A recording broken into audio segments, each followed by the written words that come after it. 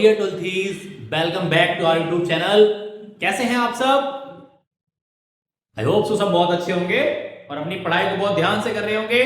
Wish you a very very good morning to all. आज हम अपने दूसरी जो हमारा एक रिदम चल रहा है उसी में कंटिन्यू करते हैं। DNA as genetic material, molecular genetics के पार्ट को आप मेरे साथ कवर अप कर रहे हैं। तो अब आप देखेंगे यार डीएनए एज जेनेटिक मटेरियल। आप जानते हैं आपने पीछे डिस्कस किया है इन ट्रांसमिशन जेनेटिक्स में मेंडल ने बताया था कि genes are responsible for the transmission of characters और ट्रेट्स। हालांकि उन्होंने फैक्टर और एलिमेंट कहा था, आगे जाकर विलियम जॉनसन नाम के एक साइंटिस्ट ने उन्हीं फैक्टर्स को क्या कहा, जीन्स कहा। तो देखिए जीन्स कहां लगे होते हैं, थोड़ा सा हम एक आप लोगों को आइडिया देते हैं, पहले समझ लीजिएगा प्रीवियस चैप्टर के हिसाब से। तो थोड़ा सा आप लोगों को आना चाहिए। क्या आना चाहिए बेटा? देखो जैसे कि ये हमारा एक क्रोमोसोम है, ये ऐसे ये क्रोमोसोम हो गया कोई, आई होप तो आप लोग देख पा रहे होंगे। तो इस पर बेटा ऐसे जीन्स लगे होते हैं। ये कौन लगे? जीन्स लगे होते हैं। ओके,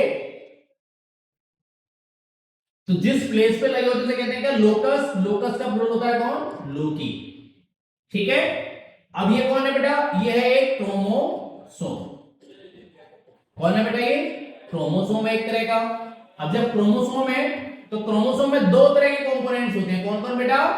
एक तो होता है कौन? डीएनए। और एक कौन होता है? कौन होती है? देखो याद करो, पॉजिटिवली चार्ज कौन? सॉरी, कौन? पॉजिटिवली चार्ज कौन होती है बेटा? Positively charge proteins. कौन बेटा? प्रोटीन्स। तो बेटा कुछ लोगों का मानना ऐसे था, कुछ लोग तो कहते थे यहां पर सभी लोगों का अलग अलग माइथोलॉजीज है। कोई कुछ कहता था, कोई कुछ कहता था। कुछ साइंटिस्ट का मानना था कि जेनेटिक मटेरियल कौन होता है? डीएनए होता है, जबकि कुछ कहते थे कौन होता है? प्रोटीन्स होता है। इस बात को लेकर सभी साइंटिस्ट एक मत नहीं थे, मतलब एक ही कॉन्सेप्ट पर नहीं थे। लोगों की अलग अलग माइथोलॉजीज थी। तो अब इस बात को प्रूव करने के लिए दो एक्सपेरिमेंट हुए। तो the search for genetic material में मैं आपसे दो बातें डिस्कस करूंगा। देखिए तो यहां लिखा है मैंने, Mendel, Walter Sutton, TH Morgan and numerous other scientists were unable to told that what is the actual genetic material, कि डीएनए होता है या प्रोटीन होता है। In 1926 the question to determine the mechanism of inheritance had reached at molecular level।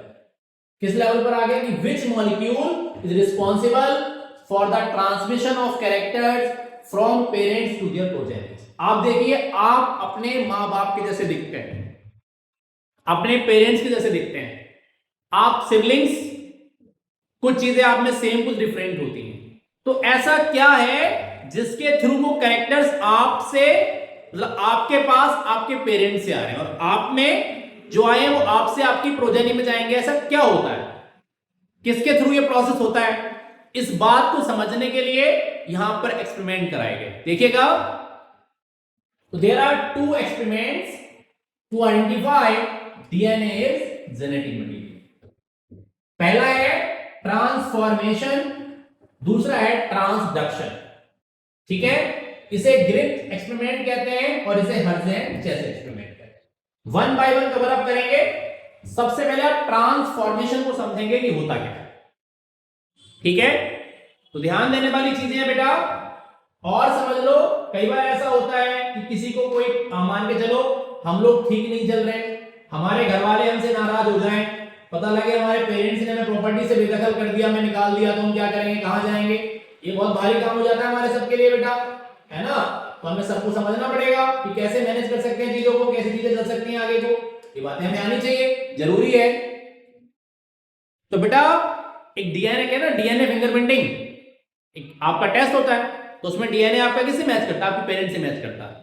अपन सीखेंगे इस chapter में, जैसे जैसे आप आगे चलेंगे बड़ा इंटरेस्टिंग है, आप बहुत सारी चीजों को जान पाएंगे। मेरे साथ देखिए। तो पहला आप ट्रांसफॉर्मेशन का मीन समझिए। पहला वर्ड होता है ट्रांस, ओके, तो मतलब क्या होता है, टू चेंज, ठीक है। और फॉर्म का मतलब क्या होता है, ठीक है, क्या होता है, स्टेट। आप ध्यान दो, कभी आपने किसी जिम वाले का एडवर्टीजमेंट देखा हो, कभी किसी को वेट गेन और वेट लूज कराने वाले का एडवर्टीजमेंट जो लिखा होता है ना, तो उसने पता लगा वेट गेन वाले ने क्या दिखा रखा, पहले पतला दुबला आदमी खड़ा हुआ, बाद में वो ऐसे खड़ा है, देखा है, जिम में भी आपने देखा होगा, तो लिखा होता है ना व्हाट अ ट्रांसफॉर्मेशन, या transform your body in 3 months या 6 months। तो ट्रांसफॉर्मेशन का मतलब क्या होता है, चेंज हो जाना। आप अपनी बाइक को मॉडिफाई करा लेते हैं, अपनी गाड़ी को मॉडिफाई करा लेते हैं, वो भी क्या है, ट्रांसफॉर्मेशन ही तो है, चेंज ही तो हो रहा है आपकी स्टेट में। तो समझिए इस बात को बहुत ध्यान से मेरे साथ, ओके। मैंने आपको फैमिलियर एग्जांपल बताया बेटा, बिल्कुल आप जिसे इजीली समझ सकें। कॉन्सेप्ट को समझना जरूरी है, क्योंकि आप एग्जाम्स में लिखेंगे तो आप थ्योरी एनसीईआरटी में नहीं लिख सकते बच्चों, आपको थ्योरी लिखनी अपने हिसाब से, तो कॉन्सेप्ट का क्लियर होना जरूरी है। बात समझ में आ रहा है, जब भी क्वेश्चन आएगा 3 मार्क्स में कम से कम आएगा, तो आपको ध्यान रखना है। तो देखिए, this experiment was conducted by Frederick Griffith in 1928, so also known as, कौन सा एक्सपेरिमेंट कहलाता है, ग्रिफ एक्सपेरिमेंट कहलाता है, ओके। तो इन्होंने एक्सपेरिमेंट मटेरियल कौन सिलेक्ट किया था, स्ट्रेप्टोकोकस निमोनी कह सकते हो आप, बोलो तो निमोनोकोकस निमोनी कह सकते हो, या फिर डिप्लोकोकस निमोनी, ठीक है। निमोनिया कॉज करता है, निमोनिया को कॉज एक और करता है, हीमोफिलस इन्फ्लुएंजी, अगर आप लोगों को याद होगा कौन, हीमोफिलस इन्फ्लुएंजी, ओके। वो नहीं सिलेक्ट किया गया था, निमोनिया का पैथोजन, निमोनिया का जो पहला वाला पैथोजन है उसे सिलेक्ट किया गया था। अब हुआ क्या, उन्होंने जैसे कि ये मान के चलो, ये ले लिया कौन, ये ले लिया निमोनोकोकस, निमोनोकोकस स्पीसीज के लिए मैंने एस लिख दिया, ठीक है। अब वो स्ट्रेप्टोकोकस निमोनी हो, डिप्लोकोकस निमोनी हो, तो हुआ क्या, इसे फिट किया गया कहां, किसी कल्चर मीडियम, तो shortly culture medium, culture medium क्या होता है, आपने मान के चलो कि पानी में चीनी को घोल लिया, तो वो भी एक तरह का कौन है, कल्चर मीडियम है बेटा, कुछ और नहीं है। कल्चर मीडियम के अंदर क्या होता है, न्यूट्रिएंट होते हैं, तो इसमें से बैक्टीरिया, 2 तरह के बैक्टीरिया ग्रो करके आए बेटा, देखो एक ऐसे जिनकी अपर सरफेस कैसी थी, स्मूथ, और एक ऐसे जिसकी अपर सरफेस कैसी थी, रफ, ऐसे देखो ये ऐसे। तो ये रफ और स्मूथ क्यों थी बेटा, अब आप ये बात समझ लो, ठीक है। मैंने यहां लिखा है देखो, एक्चुअल में इसके ऊपर किसकी कवरिंग थी, बोले तो म्यूकस, या फिर बोले तो म्यूकस ही कौन होता है, पॉलीसैकेराइड, पॉलीसैकेराइड। तो पॉलीसैकेराइड की कवरिंग की वजह से क्या हो गया, एक कोट लगा था, तो मैंने यहां लिखा है स्मूथ कॉलोनीज, तो पॉलीसैकेराइड की वजह से कवरिंग कैसे स्मूथ हो गई, इसे नाम दिया गया एस थर्ड, ठीक है। या बोले तो वायरुलेंट, क्योंकि ये इन्फेक्शन कॉज करता था माइस में, तो इसीलिए इसे नाम दिया गया। तो देख सकते हो स्मूथ या एस थर्ड को वायरुलेंट या फिर infective states have a mucous और पॉलीसैकेराइड कोट, जबकि जिसके ऊपर कवरिंग नहीं थी तो इसे रफ से नाम दिया गया कौन, आर सेकंड, ये रफ कॉलोनी थी, क्योंकि इस पर क्या नहीं था, कवरिंग ऑफ पॉलीसैकेराइड नहीं थी या म्यूकस कोटिंग नहीं थी। ये क्वेश्चन आ चुका है आपके नीट वगैरह में भी, तो जो स्मूथ वाले को स्मूथ क्यों कहते हैं, उसके ऊपर क्या है, कवरिंग ऑफ पॉलीसैकेराइड लगी हुई है या म्यूकस की कोटिंग है, ओके।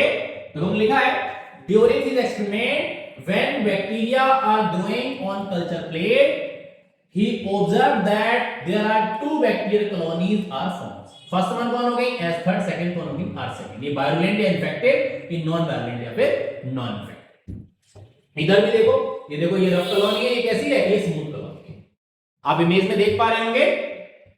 अब बेटा आगे क्या हुआ, अब इन्होंने एनिमल सिलेक्ट किया, माइस। एक कॉन्सेप्ट आ जाता है कि भैया माइस को सिलेक्ट किया।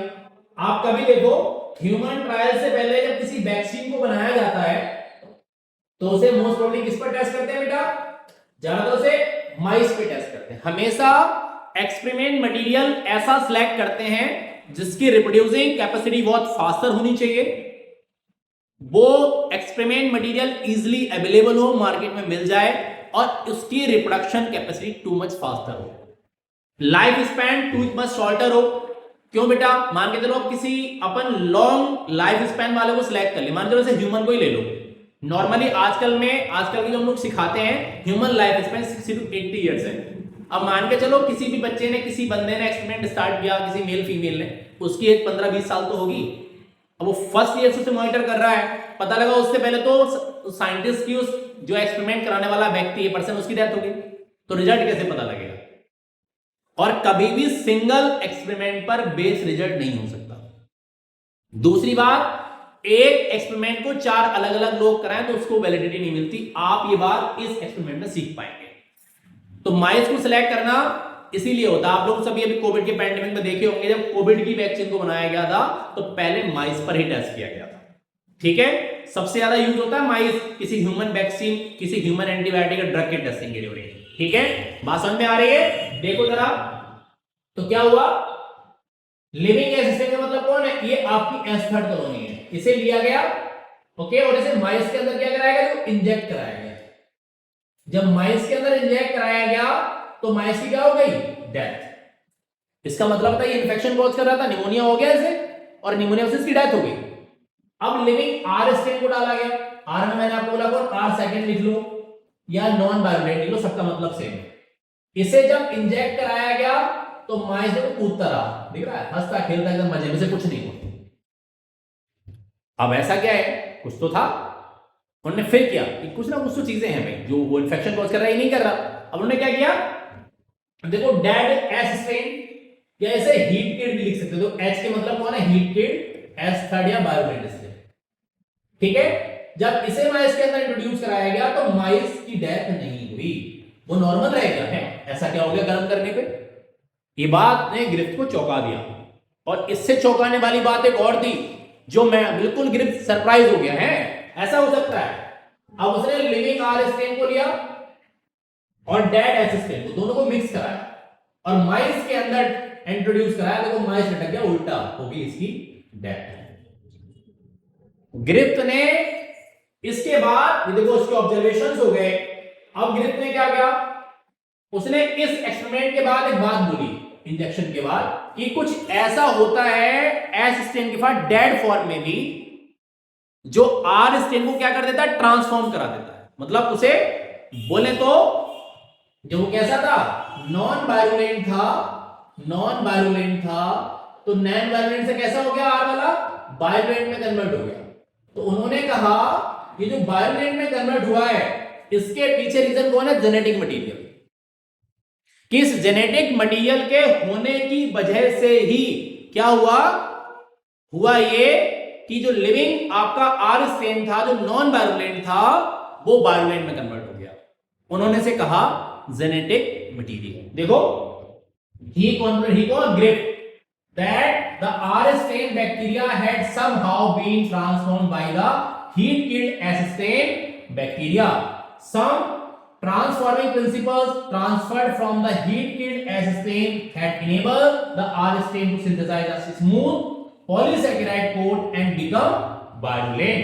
This must be due to the transfer of genetic material. उन्होंने बताया ट्रांसफॉर्मेशन होता है किसकी वजह से होता है? जेनेटिक मटेरियल की वजह से होता है। अब ग्रे इस एक्सपेरिमेंट को पूरा करा पाते, पता करते जेनेटिक मटेरियल कौन होता है, उससे पहले उनकी होगी डेथ। तो ये एक्सपेरिमेंट बीच में रह गया। मतलब यहां पता लग के इतना छूट गया कि जो ट्रांसफॉर्मेशन हो रहा था वो किसकी वजह से हो रहा था बच्चों? जेनेटिक मटेरियल की वजह से हो रहा था। अब वो जेनेटिक मटेरियल क्या था, ये बात ग्रिफ्थ ने नहीं बताई। अब देखो, इस एक्सपेरिमेंट को पूरा कराने की बातें आ गई। तो यहां पर मैंने आपको दिखा रखा है, देखो पॉलीसैकेराइड कोटिंग वाला रफ कॉलोनी है। आप देख सकते हैं हर किसी स्लाइड पे एक एक रिलेटेड इमेज को बहुत अच्छे से फिक्स किया गया है, ताकि आप चीजों को इजीली समझ पाए। आप देखेंगे, ध्यान से समझेंगे, तो कोई भी कॉन्सेप्ट बेटा ऐसा नहीं है कि जो आप नहीं समझ पाए। आपको एक बार समझ में नहीं आए, आप वीडियो को रीप्ले करके देखिएगा, चीजों को समझ के देखिएगा, आप समझ पाएंगे। और मैं आपसे प्रॉमिस करता हूं इस बात का बेटा कि कोई भी क्वेश्चन रिलेटेड टॉपिक जो मैंने आपको पढ़ा दिए हैं अब तक बाई डी पर, यूट्यूब पर, उसमें से कोई भी क्वेश्चन, देखो मैं 100% गारंटी नहीं लेता, लेकिन 99% की श्योरिटी है कि आपका कोई भी क्वेश्चन बच के नहीं जाएगा। चाहे आप बोर्ड्स 2026 देने बैठे हैं या आप नीट 2026 देने बैठे, एक एक चीज को बहुत अच्छे से आप लोगों को क्लियर कराया जा रहा है। आप एनसीईआरटी की लाइन को समझ सकते हैं। मैंने प्रीवियस किसी लेक्चर में भी आप लोगों को बताया था, आज मैं फिर से आप लोगों को सेम बात बता रहा हूं। बेटा देखिए, टॉपिक मैं पढ़ा रहा हूं, उसके बाद आप सभी लोगों को एनसीईआरटी जरूर पढ़नी है, क्योंकि क्वेश्चन एनसीईआरटी की लाइन से आता है। आप चाहे नीट दे रहे हैं, आप चाहे अपना कोई भी एग्जाम दे रहे हैं, चाहे अपने बोर्ड देने बैठे हैं, आपको बायोलॉजी के लिए एनसीईआरटी को छोड़कर कुछ और पढ़ना नहीं है। मॉड्यूल्स क्वेश्चंस आप किसी भी बुक से लगा सकते हैं, वो एक अलग मैटर है, ठीक है। लेकिन जो मैं आप लोगों को बता रहा हूं, बुक में आपको एनसीईआरटी के सिवाय कुछ नहीं पढ़ना। एनसीईआरटी अपने आप में इतनी बोर्ड है और सफिशिएंट है कि कोई भी क्वेश्चन उससे आज तक बाहर नहीं आता, ठीक है। तो एनसीईआरटी को बस अच्छे से पढ़ना है, समझिए। अब आप लोगों ने पीछे सीखा है, जैसे आपको पता होगा मेंडल का जो एक्सपेरिमेंट था, बेचारे मेंडल की डेथ के बाद उन्हें नोबेल प्राइज मिला, 1865 में रिसर्च हो गई, लेकिन 1900 में मेंडल की डिस्कवरी लाइट में आई, जब 3 साइंटिस्ट आए, ह्यूगो डी ब्रीज, ठीक है, ह्यूगो डी ब्रीज, इबी डिसलमार्क और कौन, कार्ल लोरेंस, उन लोगों ने बताया, अगर आप लोगों को याद होगा। ऐसे ही इसके आगे वाले एक्सपेरिमेंट को 3 अलग अलग साइंटिस्ट ने बताया, जो लिखा है, इसे कहते हैं biochemical characterization of transforming principle. मतलब जहां से ग्रिफ्थ ने छोड़ा था, वहीं से इन्होंने इसे आगे पूरा कराया। बात समझ रहे हैं मेरी? देखिए, this experiment was conducted by Colin MacLeod, Oswald Avery and Maclyn McCarty. Okay, prior to this research the genetic material was thought to be called protein होती है, ऐसा लोग मानते थे। अब देखो, जैसे कि ये हमारे पास एस स्ट्रेन था, ध्यान दो। ओके, ये एस स्ट्रेन हो गया। ये कौन सी फॉर्म है बेटा? ये है डेड फॉर्म। तो कौन सी फॉर्म बेटा? ये डेड फॉर्म। डेड फॉर्म बोले तो कौन सी? हीट किल्ड है। और इसके साथ हमने क्या मिला रखा है? किसे मिला रखा बेटा? लिविंग किसे? आर स्ट्रेन को। देखो ये स्मूथ वाला, ये देखो रफ वाली कॉलोनी हो गई ऐसे। तो ये कौन सा स्ट्रेन है आपको पता है? ये एस थर्ड हो गया, और ये कौन हो गया? R second. अब इन्होंने क्या किया? देखो, दे प्यूरिफाइड, कौन कौन कौन? मैकलॉड, एवेरी और McCarty purified biochemicals like proteins, RNA and DNA from heat killed ester to see which ones could transform live R cells into S cells. They found after their experiment only DNA of S cells transformed to R cells. They also found protease and RNAs did not affect transformation, so the transforming substance are not protein or RNA. They concluded that the DNA is genetic material, but all biologists are not convinced. अब जरा ध्यान दो, इस point पर वापस आओ बेटा मेरे, जो मैं आप लोगों को सिखाना चाह रहा हूं। देखो, आपने थ्योरी वाले पार्ट को समझ लिया, आपको लग रहा हो सर ने पता नहीं क्या ही बता दिया। देखो, ये हमारे पास हीट किल्ड एस सेल्स है, देख रहे हैं आप? ये पहले ऐसे थी, अभी ऐसे होगी। इनमें से लिपिड्स और शुगर को पहले अलग कर दिया गया। लिपिड होते हैं फैट, शुगर आप जानते हैं, ठीक है। अब हम लोगों ने क्या कराया? इस लिविंग, आपको पता है हीट किल्ड एस स्ट्रेन था, बात ध्यान से समझिएगा। तो अब क्या हुआ? आर सेल्स को इसके साथ लिया गया था, कौन से? आर सेकंड को भी लिया। तो देखो क्या हुआ, पहले प्रोटीनेज को डाला। अब आप जानते हैं प्रोटीनेज किसे खत्म करेगा? प्रोटीन को खत्म करेगा, ठीक है। प्रोटीन खत्म हो गया, इसका मतलब अगर कोई काम प्रोटीन की प्रेजेंस में हो रहा होगा तो अब नहीं होगा। तो देखो, आप समझ लीजिए, यहां से अलग से भी आप आर सेल्स यहां से भी डाल सकते हैं, दोनों बातें सही है। देखो, ऐड आर सेल्स यहां पे डाला गया प्रोटीन, मतलब एस सेल्स है क्लियर। मतलब क्या हुआ कि प्रोटीन नहीं है तो भी आर सेल किसमें ट्रांसफॉर्म हो रही है? आर सेल्स में, मतलब एस सेल्स में ट्रांसफॉर्म हो रही है, मतलब ट्रांसफॉर्मेशन हो रहा है। क्या हो रहा है? ट्रांसफॉर्मेशन। ध्यान दो, क्या हो रहा है? ट्रांसफॉर्मेशन। ओके, अब डाला कौन? आरएनए। तो आरएनए को डालोगे तो कौन खत्म होगा? आरएनए। बात समझ में आ रही है?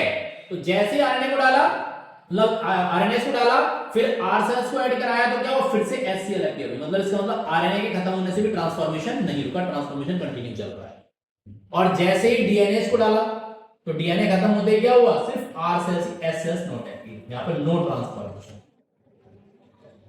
तो इन तीनों ने ये बात बताई कि जो कौन सी बात है बेटा, से आज मैं क्लास में हूं, मैं यहां हूं तो आपको पढ़ा रहा हूं, नहीं होगा तो नहीं पढ़ाऊंगा ना। जो काम मेरी प्रेजेंस में हो रहा है बेटा वो मेरी एब्सेंस में तो नहीं होगा ना। ऐसे आप किसी काम को कर रहे हैं, आप नहीं है तो आपके बिना वो काम नहीं होगा ना, तो सिर्फ आप ही कर सकते हैं, कोई और नहीं कर सकता। ध्यान दीजिए, ये काउंटर वाले पार्ट में मैंने बताया। अब देखो यहां समझिए, हम लोगों ने क्या किया, यहां देखो सबसे पहले इससे बेटा आरएनए को अलग कराया। किसे अलग कराया? निकाल दिया आरएनए को। तो आरएनए निकाल दिया, ट्रांसफॉर्मेशन टेक्स प्लेस। यहां क्या हुआ? अब आप दूसरी बात समझिए, क्या हुआ? ट्रांसफॉर्मेशन टेक्स प्लेस, यहां ट्रांसफॉर्मेशन हुआ। ठीक है, बात समझ रहे हैं? अब हमने दूसरी बार में से किससे निकाला? प्रोटीन को। यहां से देखो, को भी क्या हुआ? Transformation takes place. ध्यान दो बहुत। अब देखो, जो काम इसकी प्रेजेंस में हो रहा नहीं होगा। अब यहां से क्या निकाला? डीएनए। जैसे ही डीएनए को आइसोलेट किया, जैसे एसएल से डीएनए को निकाला, नो ट्रांसफॉर्मेशन। मतलब क्या हुआ? अब आर से क्या नहीं बनी? एसएल से नहीं बनी। तो इसका मतलब क्या हो गया कि डीएनए ही कौन होता है? जेनेटिक में। तो ध्यान दे लो, ये इसका ही काउंटर पार्ट है। आप जानते हैं बॉडी में दो तरह के मैकेनिज्म होते हैं, एक पॉजिटिव और एक नेगेटिव। हमने कैसे तरह से अलग अलग आइसोलेट करके भी देखा कि आरएनए को निकाला तो भी ट्रांसफॉर्मेशन नहीं हुआ, प्रोटीन को निकाला तो भी ट्रांसफॉर्मेशन नहीं हुआ। जैसे डीएनए को आइसोलेट किया, सॉरी उल्टा हो गया, प्रोटीन को निकाला ट्रांसफॉर्मेशन हुआ, आरएनए को निकाला ट्रांसफॉर्मेशन हुआ, जैसे ही डीएनए को निकाला नो ट्रांसफॉर्मेशन। बात समझ में आ गई? सेम ऐसे ही अब हमने काउंटर पार्ट करा के देखा। देखो डीएनए एक एंजाइम है। देखो एक डीएनए, एक क्वेश्चन ऐसे आता है, एक डीएनए ऐसे लिखा जाता है। ठीक है, तो ये कौन है? ये डीएनए का प्लूरल फॉर्म है। ये मॉलिक्यूल और डीएनए ऐसे लिखा है कि डीएनए एंजाइम है। तो डीएनए किसे डाइजेस्ट करता है? डीएनए को। आरएनए किसे डाइजेस्ट करता है? आरएनए को। और प्रोटीएज किसे करता है? प्रोटीनेज किसे करता है? प्रोटीन को। तो प्रोटीन टूटी, ट्रांसफॉर्मेशन हुआ, मतलब प्रोटीन के जाने से कुछ नहीं हुआ। आरएनए खत्म हुआ तो भी कुछ नहीं हुआ, ट्रांसफॉर्मेशन हुआ। लेकिन जैसे ही डीएनए खत्म हुआ, ट्रांसफॉर्मेशन रुक गया। मतलब अब आर सेल्स ने एस, मतलब बोले तो नॉन वायरोलेंट वायरोलेंट में कन्वर्ट नहीं। तो इन्होंने इस बात को बता दिया कि अब क्या होता है कि बिना डीएनए के ट्रांसफॉर्मेशन नहीं हो सकता। इसका मतलब जेनेटिक मटेरियल कौन था जिसे ग्रिफ्ट बता रहे थे? डीएनए था, नॉट कौन? प्रोटीन्स।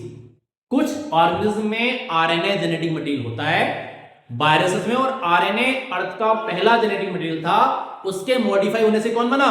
उसके मॉडिफाई होने से बना कौन? डीएनए। अब समझो बेटा, ये इन्होंने एक्सपेरिमेंट आधा कराया, आधा कराया ग्रिफ्ट ने। तो सभी साइंटिस्ट इनकी बातों से कन्विंस नहीं। जब कन्विंस नहीं हुए तो इसीलिए दूसरा एक्सपेरिमेंट आया जिसे हम कहते हैं ट्रांसडक्शन।